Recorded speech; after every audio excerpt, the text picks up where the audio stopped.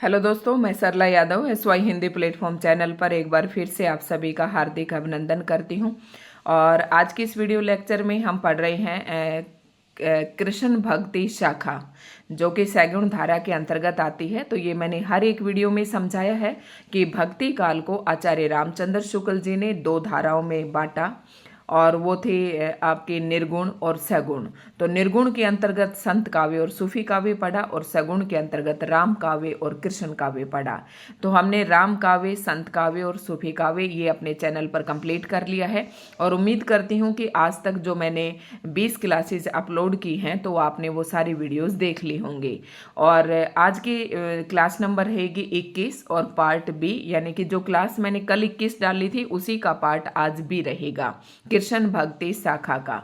ठीक है, शुरुआत करते हैं। और TGT PGT एस्टेट की अभी तक जितनी वीडियो मैंने डाली हैं, अगर कोई कैंडिडेट नया जुड़ता है और इन वीडियोस को देखना चाहता है तो वो सबसे पहले चैनल को सब्सक्राइब करें।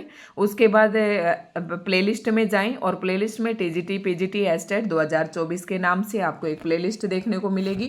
उसके अंतर्गत आपको सभी वीडियोस मिल जाएंगे। अगर कोई HPSC असिस्टेंट प्रोफेसर की भी तैयारी करना चाहता है तो वहाँ पर भी मैंने क्लासेस शुरू कर रखी हैं, और वहाँ पर लगभग 40 से ऊपर हमारी क्लासेस कंप्लीट हो चुकी हैं। काफ़ी पहले से हम उसकी तैयारी करवाने के लगे हुए हैं।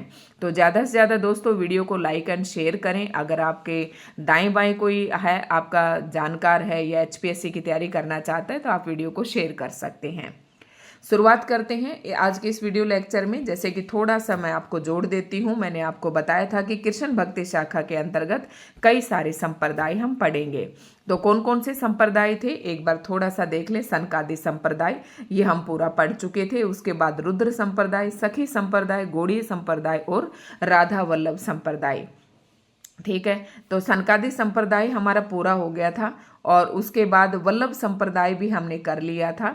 और वल्लभ संप्रदाय के अंतर्गत जो भी इम्पोर्टेंट बातें थी वो सभी मैंने आपको बता दी थी। अब वल्लभ संप्रदाय के अंतर्गत एक विठलनाथ नाम आता है, जो कि वल्लभाचार्य के बेटे थे, वल्लभाचार्य के पुत्र थे। अब विठलनाथ ने क्या किया कि विठलनाथ ने अष्टछाप की स्थापना की। और विठलनाथ ने 1565 ईस्वी में अष्टछाप की स्थापना की। अष्टछाप का मतलब है उनमें 8 कवियों का नाम संकलित है।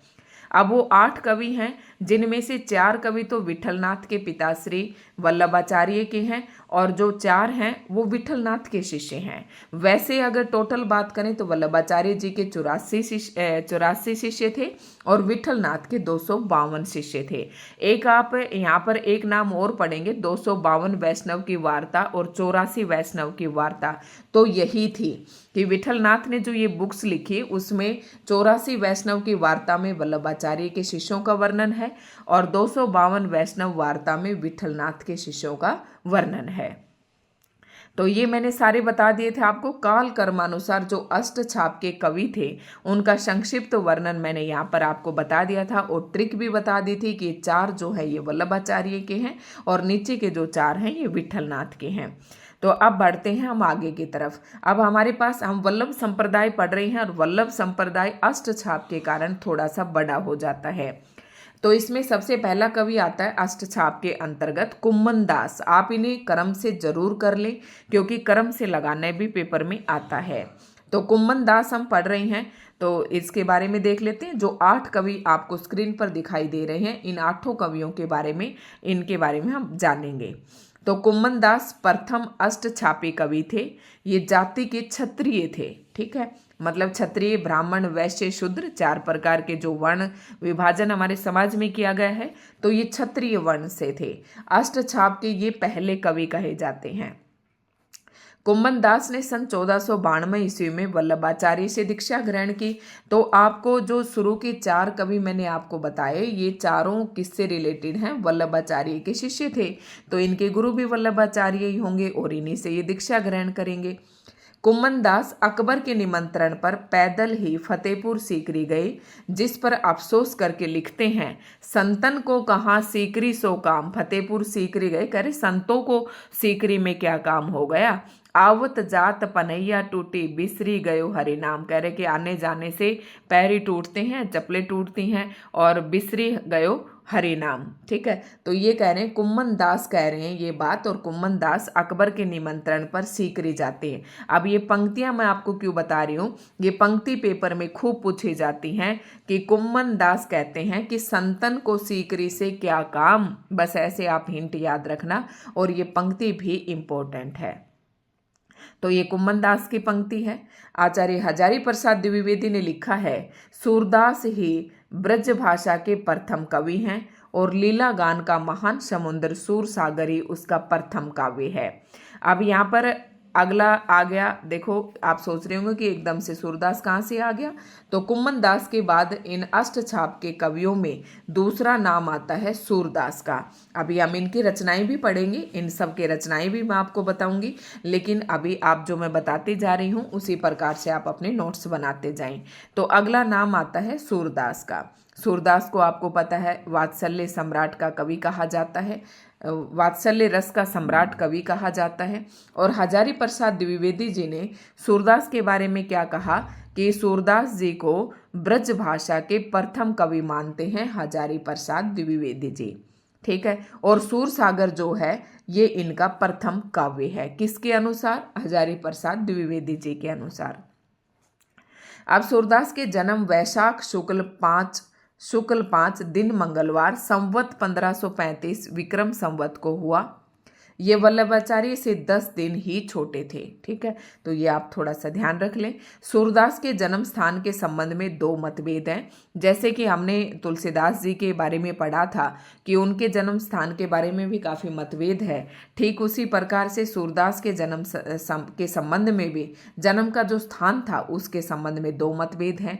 तो कुछ एक तो सिही नामक जगह को इनका जन्म स्थान मानते हैं, और कुछ एक जो दूसरा ही है जो कि रुनकता यानी कि गऊ घाट को इनका जन्म स्थान यानी बर्थ प्लेस मानते हैं।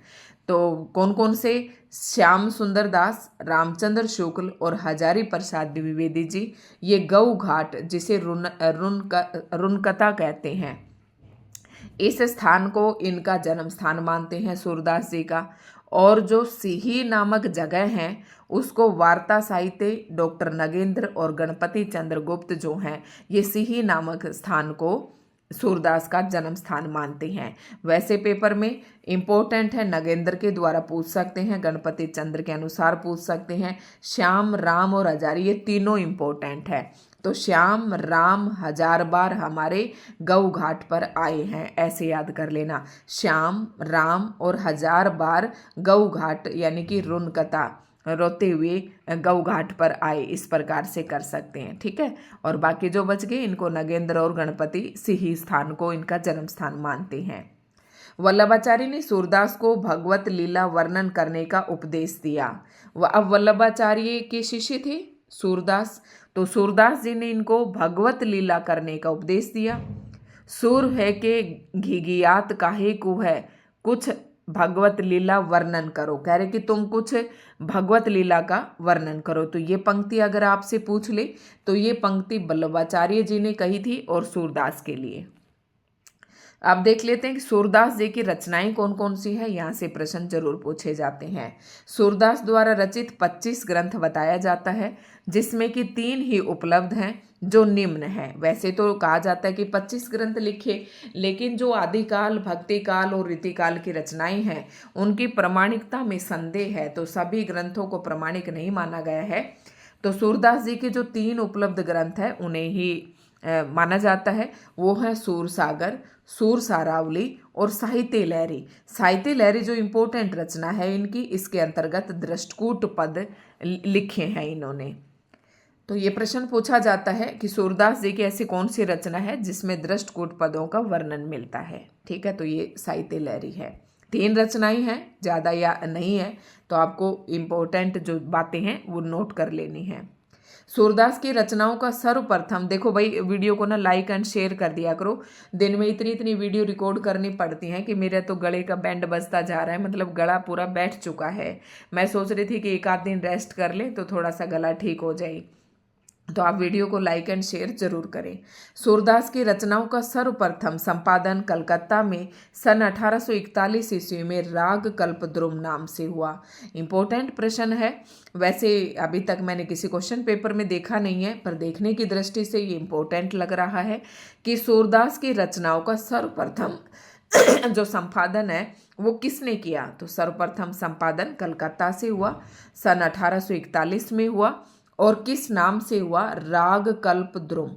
अब आपसे पेपर में पूछ सकते हैं कि किस कवि की रचनाओं का संपादन राग कल्पद्रुम नाम से हुआ। तो ये सूरदास की रचनाओं का हुआ 1841 में। काफी बड़ा अपने आप में अध्याय है। देखो अभी हम दूसरा ही संप्रदाय पढ़ रहे हैं, वल्लभ संप्रदाय, और वल्लभ संप्रदाय अपने आप में बहुत बड़ा है। अब ये कुछ पॉइंट्स हैं जो सीधे तौर पर आपके पेपर में पूछे जाएंगे और ये आपको याद कर लेने हैं और इन्हें हम जल्दी जल्दी पढ़ते जाएंगे, ठीक है, क्योंकि ये तथ्यात्मक प्रश्न है, सिर्फ याद करने के अलावा इनमें और कुछ नहीं है।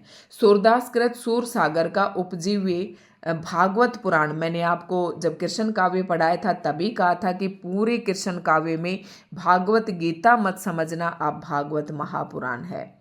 तो जो सूर सागर है ना, इसका सूरदास जी ने जब लिखा तो कहाँ से ली इसका जो इन्होंने कथ्य लिया या कथा वस्तु कहाँ से ली, तो इसका सूर सागर का उपजीव्य भागवत पुराण का 10वें स्कंद से लेकर, यानी कि भागवत पुराण के 10वें स्कंद से कंटेंट लेकर सूरदास जी ने सूर सागर की रचना की।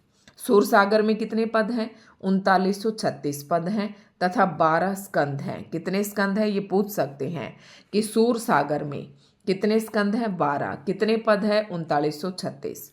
सूरदास ने सूरसागर में 3 भ्रमर गीतों की योजना की। अब एक भ्रमर गीत परंपरा भी आपको पढ़ने को मिलेगी, तो कृष्ण काव्य काफी बड़ा है। भ्रमर गीत नंददास ने लिखा, सूरदास ने लिखा, कई सारे कवियों ने ये भ्रमर गीत सार लिखा है। जयशंकर उसने रामचंद्र शुक्ल जी ने भी एक आलोचनात्मक कृति लिखी थी भ्रमर गीत सार के नाम से। तो कई सारे, अब इन्हें देखते हैं। सूरदास ने सूर सागर में 3 भ्रमर गीतों की योजना की है। प्रथम भ्रमर गीत पद संख्या 40 से 78 से 4078 से 4710 ही मुख्य हैं। शेष 2 भ्रमर गीत पद संख्या 4711 से लेकर 4712 तथा दूसरे भाग में 4713 ये कथात्मक है। ये देख लिए होंगे ना आपने, जैसे कि इन्होंने क्या बताया, 3 भ्रमर गीतों की योजना की सूर सागर में। तो प्रथम भ्रमर गीत के अंतर्गत कौन कौन से आते हैं, ये पद आते हैं। तो शेष 2 भ्रमर गीत हैं, दूसरे में ये वाले पद आते हैं और तीसरे में ये पद आते हैं, ठीक है। भ्रमर गीत का सर्वप्रथम एक पूर्ण प्रसंग के रूप में वर्णन श्रीमद् भागवत के 10वें स्कंद के 47वें अध्याय के 12 से 21 श्लोक में मिलता है। अब हम अगर श्रीमद् भागवत पुराण की बात करें तो उसके अंदर जो भ्रमर गीत है उसका सर्वप्रथम एक पूरा अंश देखने को मिलता है, और वो कौन से 10वें स्कंद में मिलता है, भागवत पुराण के, यानी कि भागवत पुराण के 10वें स्कंद के 47वें अध्याय में 12 से 21 श्लोक में भ्रमर गीत का सर्वप्रथम पूर्ण प्रसंग आपको प्राप्त होगा, ठीक है। आप देख भी सकते हैं। तो ये बात इसमें कही है, पॉइंट इंपॉर्टेंट है, इसे नोट कर लें। हिंदी साहित्य में भ्रमर गीत काव्य परंपरा का परिवर्तन सूरदास ने किया। इंपॉर्टेंट पॉइंट है, टीजीटी वाले बच्चे ऐसे ही प्रश्न पूछे जाते हैं। हिंदी साहित्य में भ्रमर गीत काव्य परंपरा का परिवर्तन किसने किया, सूरदास ने किया। और भ्रमर गीत का सर्वप्रथम प्रसंग नामक उल्लेख कहाँ से मिलता है, श्रीमद् भागवत के 10वें स्कंद के 47वें अध्याय के 12 से 21 श्लोक में मिलता है। सूर सागर के काव्य रूप के संबंध में निम्नलिखित विद्वानों का मत निम्न है। तो क्या क्या कहा, किस विद्वान का क्या मत है, ये और देख लेते हैं। डॉक्टर चंद बली पांडे ने क्या कहा कि एक लीला प्रबंध काव्य है या भाव प्रबंध काव्य का इस रचना को, किसको, सूर सागर को। हजारी प्रसाद द्विवेदी जी ने सूर सागर को क्या कहा, गीत काव्यात्मक मनोरागों पर आधारित विशाल महाकाव्य। तो गीत काव्यात्मक मन के राग पर आधारित एक विशाल महाकाव्य किसने कहा, हजारी प्रसाद द्विवेदी जी ने। और ब्रजेश्वर वर्मा ने कृष्ण चरित्र का महाकाव्य कहा, और सर्वसम्मति से इसे क्या कहा जाता है, गेय मुक्तक काव्य। ये पॉइंट आपका नोट करने लायक है कि सूरसागर किस प्रकार का ग्रंथ है, तो सूरसागर एक गेय मुक्तक काव्य है। ठीक है, और जब आप अधिकतर बुक्स में देखेंगे तो आपको यही मिलेगा। भ्रमर गीत में कुल 700 पद हैं। अब भ्रमर गीत में कितने पद हैं, कुल 700 पद हैं। प्रोफेसर मनेजर पांडर ने भ्रमर का 3 रूप बताया है। एक तो भ्रमर को किसका प्रतीक, यानी कि भ्रमर गीत में भ्रमर किसको कहा है, तो वो कृष्ण का प्रतीक, एक उद्धव का प्रतीक और एक स्वतंत्र रूप में। तो भ्रमर गीत में कुल 700 पद हैं जो भ्रमर गीत में आते हैं। और प्रोफेसर मैनेजर पांडे ने भ्रमर का 3 रूप बताए। एक तो भ्रमर को कृष्ण का प्रतीक माना, किसने, मैनेजर पांडे ने। एक उद्धव, क्योंकि आप देखेंगे कि भ्रमर में है क्या, गोपी और उद्धव का संवाद ही है। गोपियों के पास उद्धव को भेजते हैं भगवान श्री कृष्ण जी और योग का संदेश लेकर भेजते हैं। तो गोपियां आपको पता है कि योग जो है वो निर्गुण भक्ति पर आधारित है, लेकिन गोपियां जो है श्री कृष्ण के सगुण रूप की भक्ति करती हैं, सगुण रूप से प्रेम करती हैं। जब उद्धव योग का संदेश लेकर आता है तो सभी गोपियां कहती हैं कि तुम इसने योग को अपने साथ ही ले जाओ। तो यहाँ पर ये संवाद है जिसमें उद्धव और गोपियों का, उसे हम भ्रमर गीत कहते हैं। तो भ्रमर गीत के 3 रूप कौन से बताए कि भ्रमर मतलब भौरा, एक तो कृष्ण का प्रतीक, एक उद्धव का प्रतीक और एक स्वतंत्र रूप में। भ्रमर गीत को उपालंब काव्य भी कहते हैं। अब उपालंब काव्य क्यों कहते हैं इसे, ये प्रश्न इंपॉर्टेंट है कि भ्रमर गीत को और क्या कहा जाता है, उपालंब काव्य भी कहा जाता है। क्योंकि जब उद्धव संदेश लेकर आते हैं श्री कृष्ण जी का, तो गोपियां क्या कहती हैं, उसे उल्हाना देती हैं, बहुत तरीके से उसे लताड़ती हैं। तो इसे एक उपालंब यानी कि उल्हाना कहते हैं ना, उसे काव्य कहते हैं। आचार्य रामचंद्र शुक्ल ने इसे ध्वनि काव्य कहा है। ध्यान से रखना, सभी कवियों ने जिसे एक मत से इसे उपालंब काव्य कहा है, वहीं पर आचार्य रामचंद्र शुक्ल जी ने भ्रमर गीत को ध्वनि काव्य कहा है। तो समझ रहे होंगे। सूर सारावली, अब सूरसागर की बात तो यहाँ पर खत्म हो जाती है। दूसरी रचना आती है इंपॉर्टेंट, सूरदास जी की सूर सारावली। तो सूर सारावली में 1107 छंद हैं। इसकी रचना संसार को होली का रूपक मानकर की गई है। कि सूर सारावली में संसार को किसका रूपक माना है, सूरदास जी ने, तो संसार को होली का रूपक मानकर इसकी रचना की। अब तीसरी रचना आती है साहित्य लहरी, जिसकी 1550 ईस्वी में इसका प्रकाशन हुआ और में अलंकार और नायिका भेदों के उदाहरण प्रस्तुत करने वाले 118 दृष्टिकूट पद हैं। मैंने आपको पहले ही बताया था, दृष्टिकूट जो पद हैं ये पूछे जाते हैं कि कौन सी रचना में है, तो साहित्य लहरी में है। कितने दृष्टिकूट पद हैं, 118 हैं। और ये दृष्टिकूट पद जो हैं किससे संबंधित है, अलंकार और नायिका भेदों के। नायिका के जो भेद होते हैं, जैसे सव किया, पर किया, अनेक प्रकार के नायिकाओं के भेद होते हैं, उन सभी के उदाहरण जो है इस रचना में प्रस्तुत किए हैं। आचार्य रामचंद्र शुक्ल ने लिखा है, ये इंपॉर्टेंट कथन है, इसे नोट करना है, समझ के चलना है। सो आचार्य रामचंद्र शुक्ल जी ने जितने भी कथन कहे हैं सारे इंपॉर्टेंट हैं। आचार्य रामचंद्र शुक्ल ने लिखा है, वात्सल्य और श्रृंगार के क्षेत्र का जितना अधिक उद्घाटन सूर ने बंद आंखों से किया उतना किसी और कवि ने नहीं किया। मतलब वात्सल्य होता है जो माँ का अपनी यानी कि संतान के प्रति जो प्रेम है, और श्रृंगार का रामचंद्र शुक्ल जी कहते हैं कि सूरदास ने बंद आंखों से, सूरदास आपको पता है जन्म से अंधे थे, तो सूरदास ने बंद आंखों से वात्सल्य और श्रृंग, मतलब जिसने कभी वात्सल्य देखा नहीं, महसूस किया, जिसने श्रृंगार कभी देखा नहीं, क्योंकि उनके तो आंखें ही नहीं थे, कि बंद आंखों से भी इतना कुछ लिख दिया, उतना किसी और कवि ने नहीं लिखा। तो सूरदास जी के बारे में ये बातें रामचंद्र शुक्ल जी ने कही है। इन क्षेत्रों का कोना कोना वे झांक आए। मतलब जब रामचंद्र शुक्ल जी कहते हैं कि जब सूरदास की रचनाओं को हम पढ़ते हैं तो ऐसा लगता है कि सूरदास जी वात्सल्य और श्रृंगार का एक एक कोना छान कर आए हैं। आचार्य शुक्ल ने लिखा है, सूर की बड़ी भारी विशेषता है नवीन प्रसंगों की उद्भावना। मतलब एक तो होता है कि घिसी पीटी परंपरा से काव्य रचना करना, लेकिन आचार्य रामचंद्र शुक्ल जी ने नवीन नए नए प्रसंग अपनी रचनाओं में शामिल किए हैं। प्रसंगोद्भावना करने वाली ऐसी प्रतिभा हम तुलसी में नहीं पाते। देखो, तुलसी ने राम जी के बारे में लिखा, श्री राम जी के बारे में रामचरितमानस लिखा।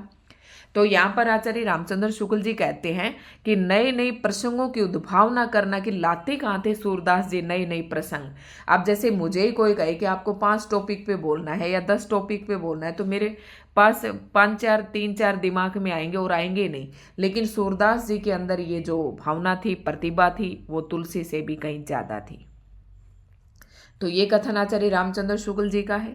उसके बाद शुक्ल जी ने लिखा है, आचार्यों की छाप लगी हुई 8 वीणाएं, आचार्यों की छाप लगी हुई 8 वीणाएं श्री कृष्ण की प्रेम लीला कीर्तन करने उठी, जिनमें सबसे ऊंची, सुरीली और मधुर झंकार अंधे कवि सूरदास की वीणा थी।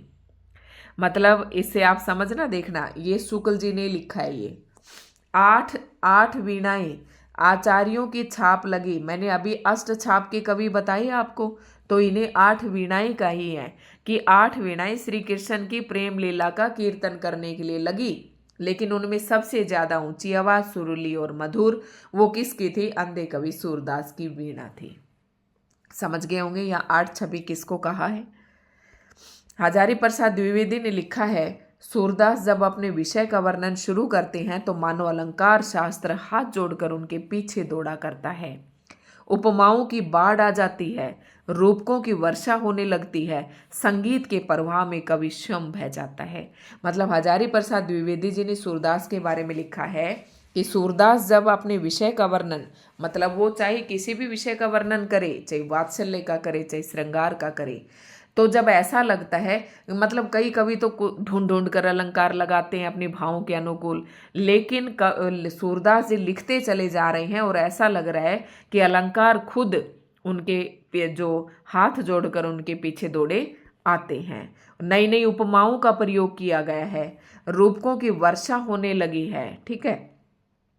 सूरदास की मृत्यु पर विठल दास ने कहा था, ये इंपॉर्टेंट पंक्ति है, ध्यान रखना, और ये मुझसे एचपीएससी पीजीटी इंटरव्यू में भी पूछी गई थी ये पंक्ति। और कि सूरदास की मृत्यु पर विठल दास जी ने क्या कहा था कि पुष्टि मार्ग को जहाज जाता। अब वल्लभ जो संप्रदाय था उसकी भक्ति पुष्टि मार्ग की थी, ये मैंने आपको बताया। और पुष्टि मार्ग का मतलब है भगवत भजन ही बताया था, अपने आप को भगवान की अनुग्रह या कृपा प्राप्त करना, भगवान का अनुग्रह या कृपा, यही पुष्टि मार्ग का मतलब है। तो उन्होंने जब सूरदास जी की मृत्यु होती है तो विठल दास जी कहते हैं कि पुष्टि मार्ग का जहाज जा रहा है, जाए कछु लेनो होय सो लेओ, जिसको जो कुछ लेना है वो ले लो। तो भाई इसमें काफ़ी बड़े हैं। अभी फिर हमारे यहाँ से सखी संप्रदाय ये चल जाएंगे, लेकिन थोड़ा सा यहाँ से हम और पढ़ेंगे अभी। ठीक है। 8 जो अष्ट छाप के 8 कवि थे, उनमें से अभी हमने 2 ही कवि पूरे किए हैं। तो अभी 7-8 मिनट और रहती हैं, आधे घंटे की वीडियो मैं अपलोड करती हूँ, जिसमें आप भी पढ़ते वक्त बोर ना हो और मैं भी बनाते वक्त बोर ना हूँ, इतने ही बनाएंगे। सूरदास का अंतिम पद निम्नलिखित है, खंजन नैन रूप रस मानते।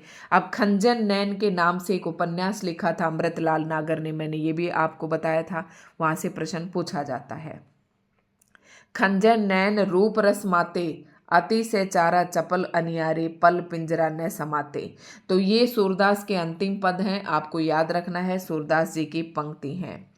सूरदास को वात्सल्य रस का सम्राट माना जाता है, इंपॉर्टेंट है, कल ही मैंने पोस्ट पर लगाया था ये प्रश्न। पर अब तीसरा कवि आता है। हमने सबसे पहले क्या पढ़ा? कुंभन दास पढ़ा, उसके बाद हमने सूरदास पढ़ा, और फिर अष्ट छाप के कवियों में तीसरा नाम आता है परमानंद दास का, और चौथा आएगा कृष्ण दास का, और ये चारों के चारों वल्लभाचार्य के शिष्य थे। अब हम परमानंद जी के बारे में पढ़ते हैं। परमानंद ने वल्लभाचार्य से अरेला प्रयाग में दीक्षा ग्रहण की। परमानंद की रचनाओं में परमानंद सागर प्रमुख है। परमानंद की रचनाओं में परमानंद सागर प्रमुख है, इसमें 635 पद हैं। इसके अतिरिक्त दान लीला, ध्रुव चरित्र भी इनकी रचना है।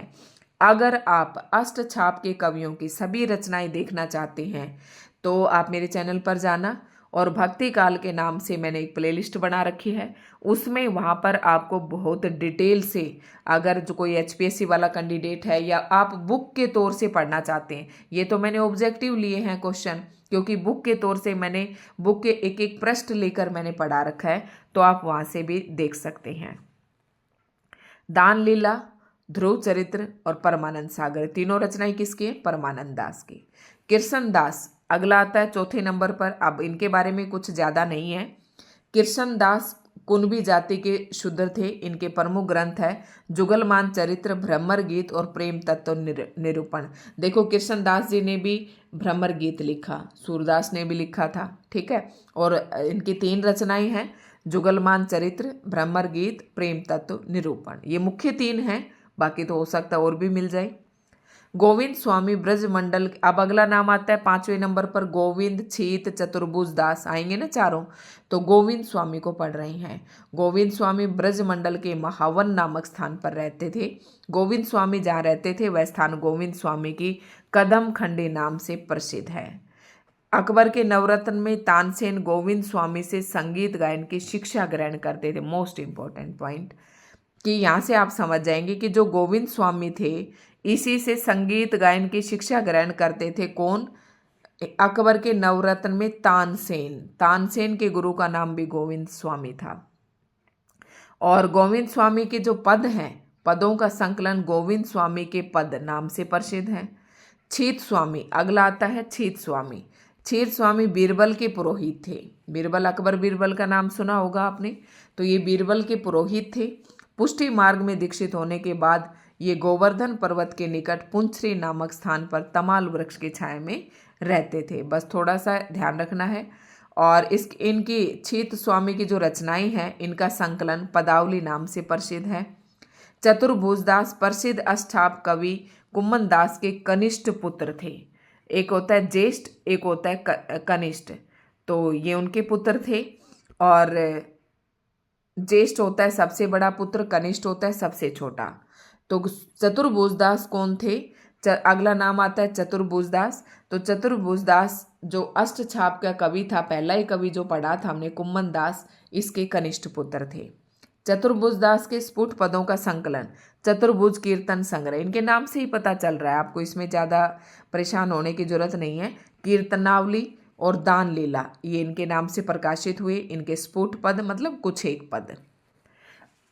अष्टछाप के कवियों में अब अगला आता है नंददास। और नंददास मोस्ट इंपॉर्टेंट है। सूरदास, नंददास, इनकी रचनाएं बहुत इंपॉर्टेंट है, प्रश्न पूछे जाते हैं। और ये अब थोड़ा सा पढ़ने में लेंदी भी हो जाएगा। अष्टछाप के कवियों में सूरदास का स्थान काव्य, सौष्ठव और भाषा के प्रांजलता में सूरदास के बाद है। मतलब अष्टछाप के कवियों में अगर भाषा और काव्य की बात करें तो सबसे ज़्यादा महत्व नंददास जी का है, सूरदास के बाद। नंददास के ग्रंथ, पद संख्या एवं कथ्य निम्नलिखित हैं। अब नंददास जी की रचना कौन सी है? पहले तो ये सारी रचनाएं आप लिख ले। इनमें मंजरी मंजरी मंजरी ज्यादा मिलेगा आपको। अनेकार्थ मंजरी मतलब ये पर्याय कोश है। अनेकार्थ मतलब किसी एक शब्द के अनेक अर्थ, तो इसे आप पर्यायवाची कोश कह सकते हैं, ठीक है। और इसमें कितने पद हैं? 228 पद हैं। उसके बाद अनेकार्थ मंजरी, मान मंजरी, रस मंजरी, रूप मंजरी, विरह मंजरी, इस तरीके से एक ट्रिक से बना लेना, ठीक है। मान मंजरी अमरकोश के आधार पर लिखा गया पर्याय, ये भी पर्याय कोश है। वैसे इनके बारे में कम पूछा जाता है, जो इंपॉर्टेंट है एक आधा उन्हीं में से पूछा जाता है। सुदामा चरित लिखा इन्होंने। श्रीमद् भागवत की कथानक पर सुदामा कृष्ण के साख्य भाव का वर्णन है। इंपॉर्टेंट है ये पॉइंट, नोट कर लेना। अनेकार्थ मंजरी, फिर मान मंजरी, फिर सुदामा चरित्र, उसके बाद आता है रस मंजरी। तो रस मंजरी के अंतर्गत क्या है? नायिका भेद का वर्णन किया है। रूप मंजरी में लघु प्रेमाखान काव्य हैं ये, ठीक है। उसके बाद विरह मंजरी में नायिकाओं का विरह वर्णन है। इसमें 12 मास शब्द का भी वर्णन किया गया है। 12 मासा मतलब 12 मास, महीने। प्रेम बारखड़ी भी इनकी रचना है। श्याम सगाई, श्यामा श्याम की सगाई। रुक्मणी मंगल, इसमें विवाह काव्य है। मंगल मतलब विवाह, रुक्मणी मंगल, रुक्मणी के विवाह काव्य है ये। भंवर गीत इम्पोर्टेंट, सबसे मोस्ट इम्पोर्टेंट। कहीं पर आपको भ्रमर गीत मिलेगा, लेकिन ये भंवर गीत है। याद कैसे रखेंगे? ये किसकी रचना है? नंददास की। नंदे क्या करती है? ननद क्या करती हैं? गीत गाती हैं। ऐसे याद कर लेना कि भंवर गीत किसने लिखा? नंददास ने। इसमें क्या लिखा इन्होंने? सगुण और निर्गुण पर गोपी और उद्धव का संवाद। और मोस्ट इम्पोर्टेंट जो यहाँ से भर भर के प्रश्न पूछे जाते हैं, रास पंचाध्यायी। रास पंचाध्यायी जो है नंददास ने रोला छंद में लिखी थी, ये प्रश्न पूछा जाता है। रोला छंद के अंतर्गत लिखी और कृष्ण की रास लीला का अनुप्रासादिक युग साहित्यिक भाषा में वर्णन किया गया है। याद कर लेंगे मेरे ख्याल से, सारी की सारी रचनाएं इनकी इम्पोर्टेंट हैं। उसके बाद आती हैं सिद्धांत पंचाध्याय, ये भी मोस्ट इंपोर्टेंट है इनकी रचनाएं। सिद्धांत पंचाध्याय में क्या किया इन्होंने, कृष्ण की रासलीला का वर्णन है। दसम स्कंद भाषा 1700, तो इसमें श्रीमद् भागवत के दसम स्कंद का पद्य में अनुवाद है। अब देखो ये इंपॉर्टेंट बात, रास पंचाध्यायी रोला छंद में लिखा गया। वियोगी हरि ने इसे हिंदी का गीत गोविंद कहा है। ये 5 अध्याय में विभक्त है। जो रास पंचाध्यायी है इसकी 2 बातें इंपॉर्टेंट है, एक तो इसमें 5 अध्याय है, दूसरा ये रोला छंद में लिखा गया, तीसरा ये किसकी रचना है, नंददास की। और वियोगी हरि ने इसे क्या कहा, हिंदी का गीत गोविंद कहा।